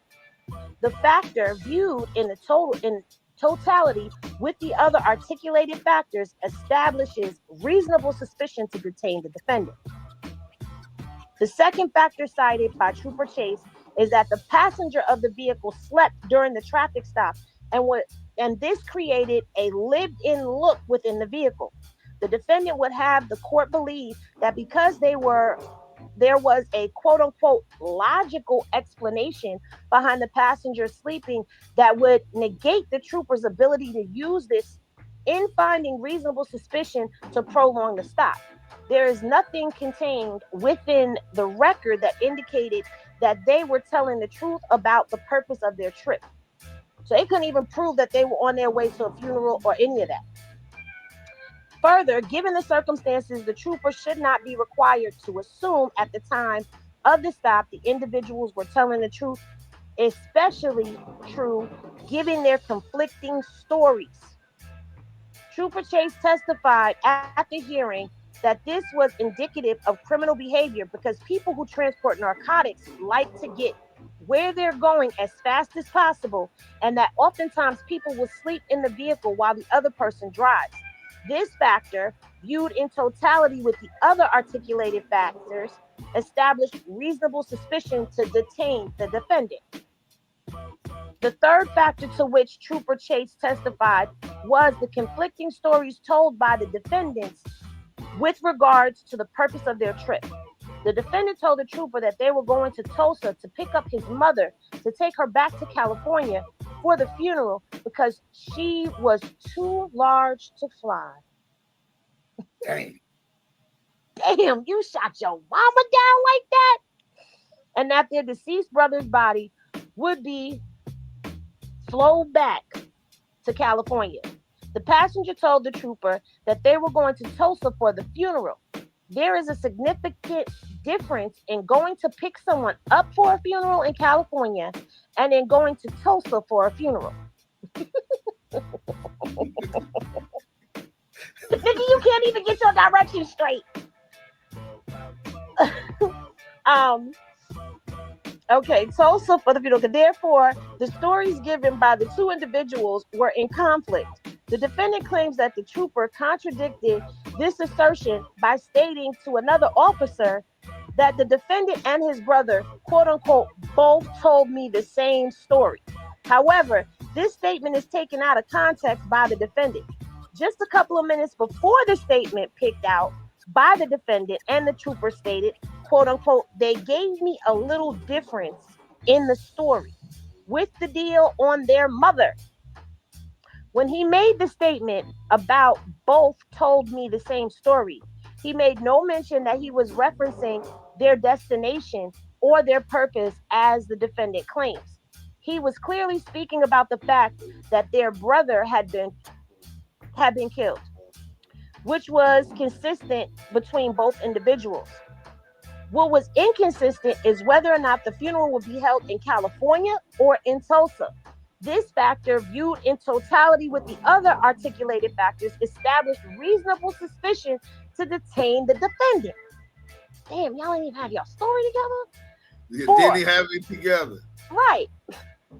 Fourth, Trooper Chase states that he thought the rental car was leased for too short a time for such a long trip. It is important to note that the defendants make this erroneous assumption that the trooper knew at the time of the traffic stop that the defendant was telling the truth regarding the purpose of their trip, if in fact he was.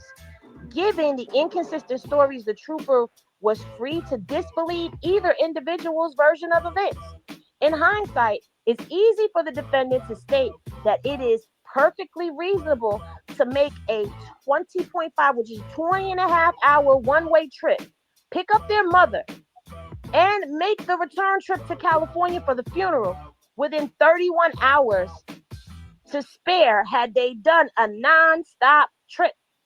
In reality, the trooper had reason to suspect that the story was fabricated and was in no way obligated to believe the truth. In fact, there is nothing in the record to indicate they were telling the truth. Damn, they just be calling him a liar all in court. Every time he goes to court, a morass of false lies. Morass of false statements.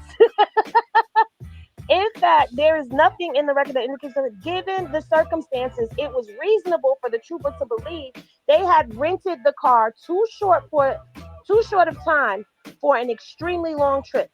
Trooper Chase testified that that his mistake on the rental date of the contract would not change his opinion regarding the trip length and time period for which the car was rented. This factor, viewed in a totality with the other articulated facts, establishes reasonable suspicion to detain the defendant. Fifth, Trooper Chase states that the defendant was nervous because of his inability to stand still. He looks at the vehicle and his fidgeting. He's fidgeting. He's looking at the vehicle and fidgeting.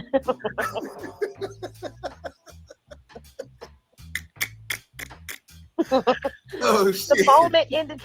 The movements indicated by the trooper during his testimony are clearly visible on tape. Oh, they got him on tape. The trooper obviously perceived those movements and nervousness, which is a reasonable deduction from the actions. The defendant provides this court with the case law indicating that nervousness alone is not enough to provide reasonable suspicion. However, the argument is irrelevant, given the large number of factors articulated by the trooper. Clearly, he was not relying on nervousness alone as the basis for his suspicion. Again, in justifying the suspicious behavior, the defendant gives as a reason the fact his brother had just been killed. He had been traveling a long distance. That's what he said.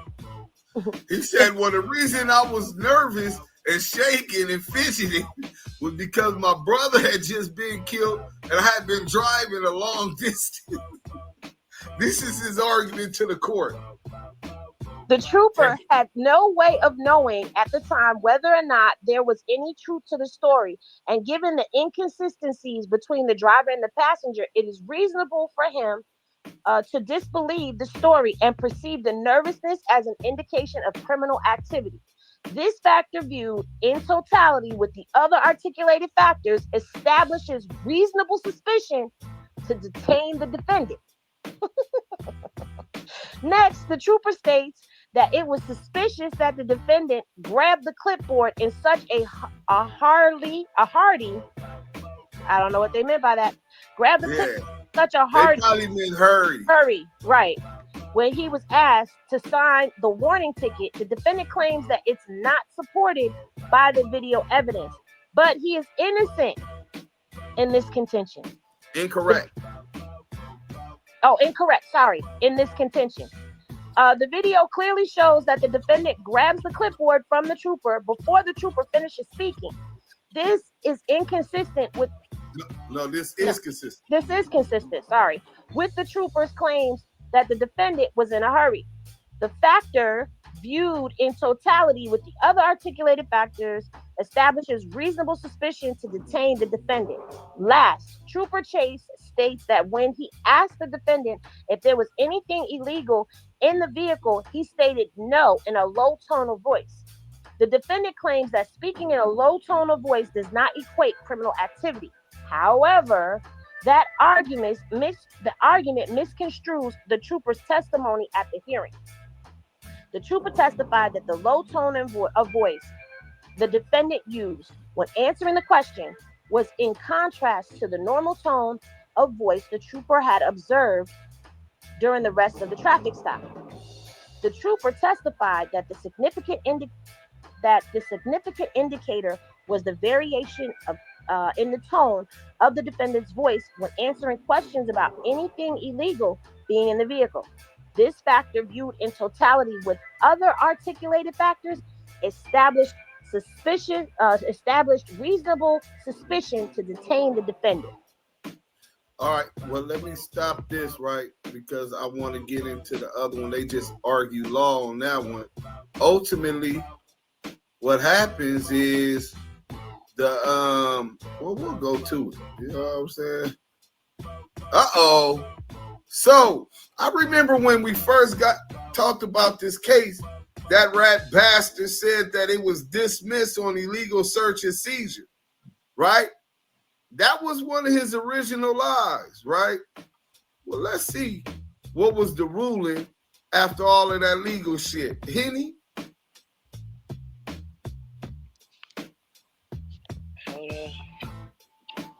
Can you see that? Okay. So, order on detentions, defendants, motion to suppress. This is the judge's order. On the 19th day of May 2010, defendant's motion to suppress came on for hearing. Upon consideration of the testimony and exhibits before the court, it is the opinion of the court that the defendant's motion to suppress evidence should be denied. Is denied, not should be. It's over. The judge has denied it. Therefore, it is the order that therefore defendant's ordered. motion to suppress evidence is denied. But I was reading the sentence above that one. Okay. Well, the bottom line is this. He came on Clubhouse, and it's on YouTube, where he lied and said that he beat the case initially. His first statement was he was able to suppress all of the evidence for illegal search and seizure, and that's how he got off that case. Then people came with this and proved, oh, you lying, nigga. Nigga, the judge right here, we just read the motions, your side, the prosecutor's side, and then the judge ordered it that it is denied. So your motion to suppress for fruit from a poisonous tree, which is a legal theory that if it was illegal search and seizure, anything found after that is poison and can't be utilized. Well, that was denied. So you still are sitting in jail, or you're out on bail at this point, with a rifle, probably a chopstick, AK or AR or something, you know what I'm saying? Something nice, a gauge, you know what I'm saying? Shotgun, right? And a pistol with extra clips and ammunition. And then, let me go ahead and fix this real quick. What else we got? Brief in support of motion. That was the other one. Here's the indictment. Do you got this, Henny?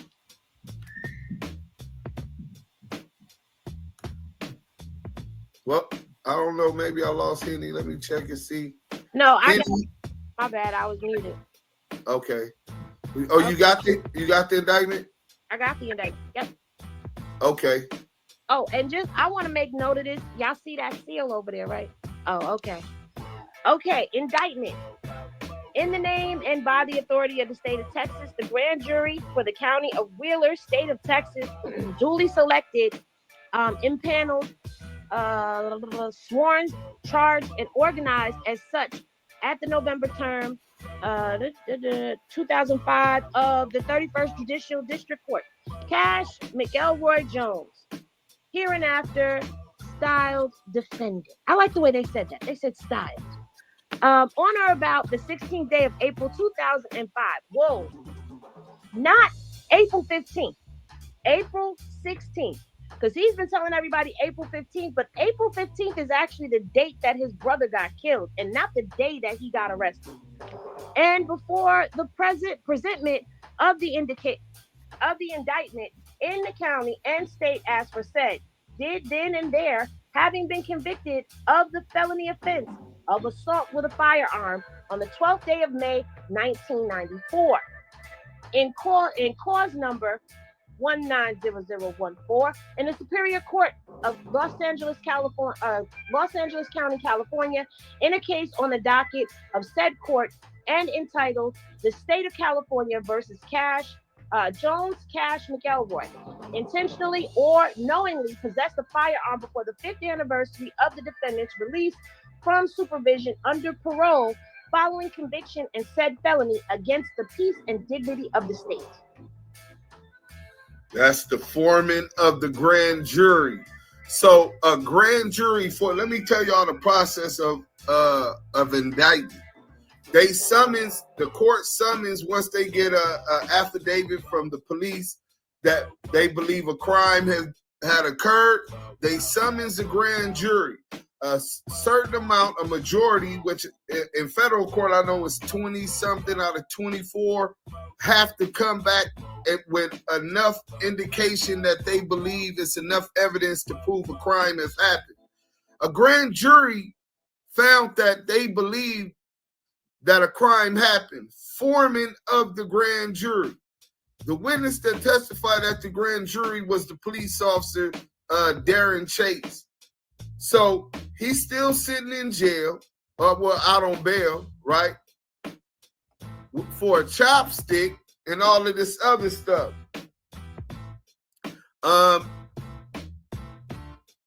number cause hereby dismissed.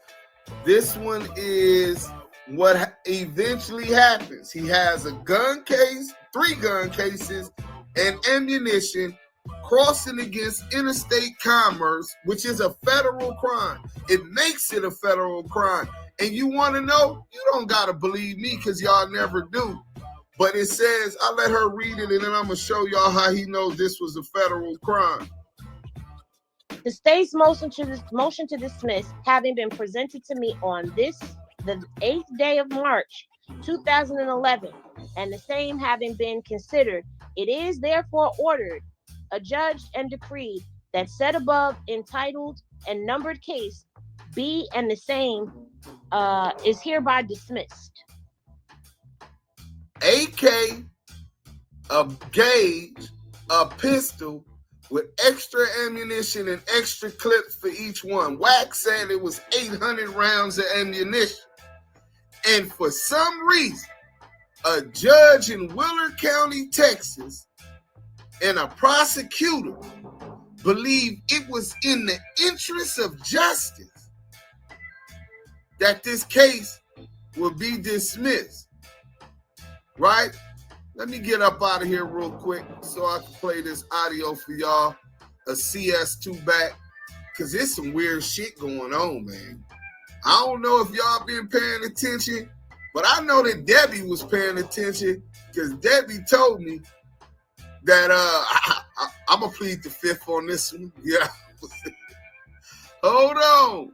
See, one thing about this lying big mouth rat, you can always count on that dummy to run his motherfucking mouth and tell on himself. Just like the police counted on with his inconsistent stories on this case. This is just who he is. We got 700 and some people in the house. Man, hit that like button because they not representing the likes that we got. You getting this free content. The least you can do is show some respect. Like, we got Henny reading all this shit. Show some respect, bro. Let's go. Let's go ahead and speed this up a little bit. Happy holidays, Merry Christmas, all that. Appreciate y'all for tuning in, man. Make sure y'all hit that like button. Let's get into the content, though. All right, so your boy Wack 100 breaks down his federal case where he was pulled over in Texas and the police unlawfully found a whole bunch of stuff that he wasn't supposed to be riding around, where he claims he was fighting this case for 5 to 6 years. And he just gave us a full breakdown on how he was able to beat it, what he was even doing in Texas, riding around like that. He got into a lot of details about this situation. I got the audio for y'all. Make sure y'all hit that like button. Let's get into it, man. Shout out to bail, man, because they give it an option. I know one thing. I was out on bail for 5.5 years, 6 years on paper, fighting. 800 rounds, weapons, 7-8 weapons. I was out on bail for 6 years. Every Thursday, I had to call in to the bondsman to check in.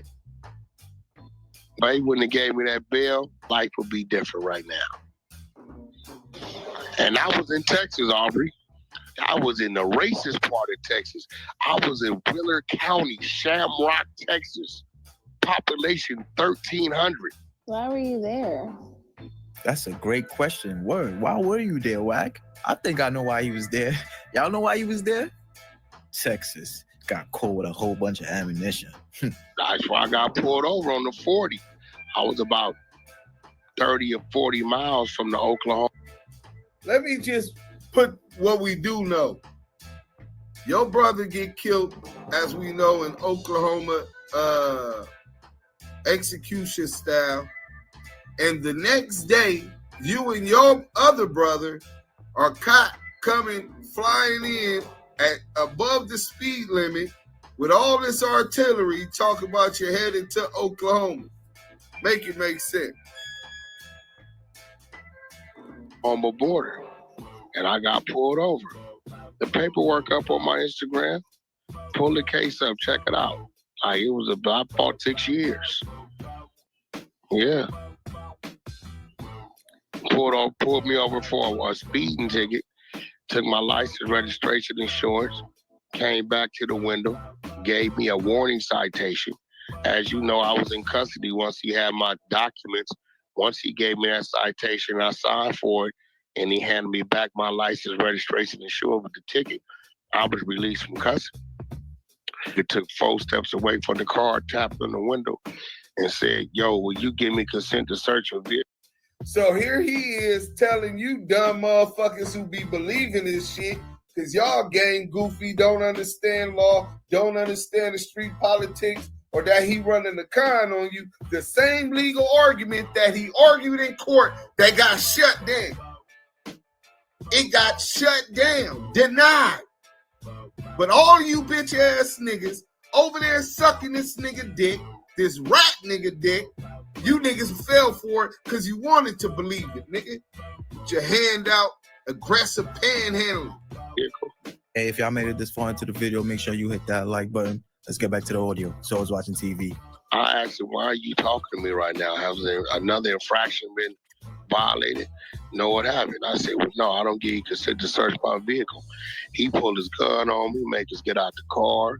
Nobody's on parole, probation. There's no marijuana smoke, no scent of marijuana. There's nothing in plain view or plain sight that he could see. None of that. Cuffs us up, sets us on the side of the road. The only thing saved me is the cars in Texas. They got audio and video on them. What? I wonder if they seal that, man. They need to release that footage on Real Police Cam ASAP. I want to see that. Right? So I'm just constantly repeating, I don't give you the consent to search my vehicle. He calls for the drug dog to come out. Drug dog comes out. Dog runs around the car 15 times, no hit. He goes in the car anyway, don't find nothing in the front section of the car. Did y'all just hear him say that the dog ran around 15 times with no hit? But they do have this on camera, which was verified in the motion that that the deputy was not lying, that the dog had hit on the car. So why is he saying it went around 15 times with no hit? He's being deceptive. He's lying to you. Let's go. Backseat of the car, you don't find shit. Yeah, somebody snitched on you, Wack. How they going that hard for a speeding ticket? Whoever he bought them guns from, but he called their buddy like, yeah, he coming down to 40 right now. He got 800 and ammunition. He got 4 or 5 choppers. Pull him. He got it on him. He going that hard and the dog ain't hit. What's going on here? He goes in the trunk, move this around, move that around, find the whole Middle East. Nah, the whole Middle East is crazy, though. They was about to violate the op. Cuff us. I mean, they take us down to the police station, which is a house. You walk in, they got about 100 pictures of all the sheriffs from back in the days when they rode horses on the wall. Stick us in there, tell us we got a federal hold. 5 or 6 days later, Bobot comes up there, tell them it's our type of shit, but the way y'all got it, we don't want to touch it. They dropped the federal hold. So let's stop right here real quick, and we can get back to Cash McElroy Jones lying ass.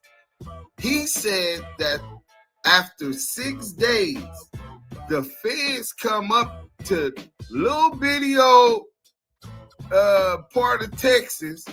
What's it called? What's that part of Texas called? Willard County, Shamrock. Willard County, Texas. Right?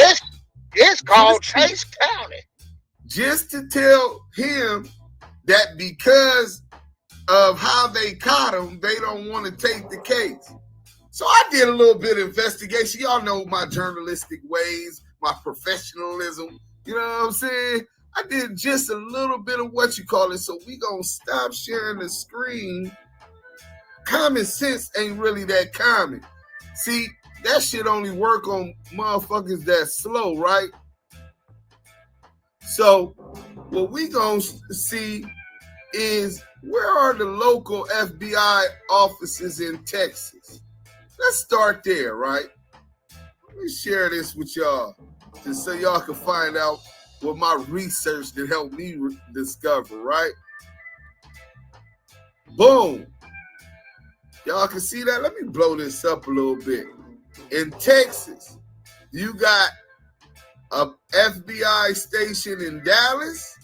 You got an FBI station in Houston. You got the Fed station in San Antonio, Texas, and El Paso, Texas. Y'all see that? 4 FBI places in Texas. So he wants us to believe that he traveled through interstate commerce, which would all of these weapons, which would make it a federal case, right? Because he crossed state line. But the feds drove down to where he was at in Willard County, and the closest one is gonna say this, so we ain't even gonna waste y'all time, right? The closest one to Willard County was Dallas, right? FBI place. Boom, let's go here. So, Dallas, Texas to Willard County is 4 hours and 46 minutes, 322.2 miles. So he wants us, he insulting our motherfucking intelligence. He wants us to believe that the feds drove all the way from Dallas to Willard County, this little small place that don't even got a bar, just to tell him this is the kind of case that we take. But we don't, the way they got you, we don't want the case. They could have sent the case over there to him. They already seen what was said before if they were ever messaged or referred this, but they had to come talk to Cash Jones about not taking this case. You remember, this is special crimes, right? So special crimes that referred it to the FBI or the Fed could be ATF. But ATF is even farther than this from Willard County. 4 hours and 46 minutes. If you want to go to Houston, it goes to about 7-8 hours.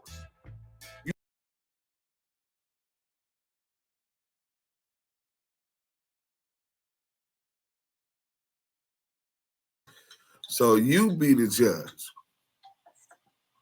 Debbie Does Dallas coming up next. Then we're going to finish CS2 back off, get into the Main Street case. After that, and how Tiny Draws punched on that pump. Let's get into it. Double Keyway Conversation.